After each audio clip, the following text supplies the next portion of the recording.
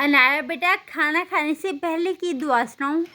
बिस्मिल्लाहि बिस्मिल्लाहि।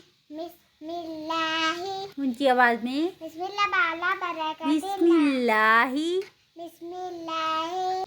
ठीक है, शाबाश, वेरी गुड। अब्दुल हादी बेटा, आप सुनाओ।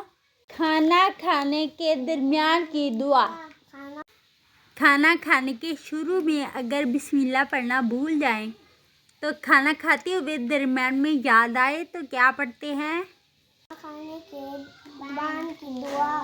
बिस्मिल्लाहि बिस्मिल्लाहि अव्वलहु अव्वलहु व आखिरहु। व आखिरहु। बिस्मिल्लाहि बिस्मिल्लाहि अव्वलहु अव्वलहु व आखिरहु। व आखिरहु। ठीक है, शाबाश, वेरी गुड।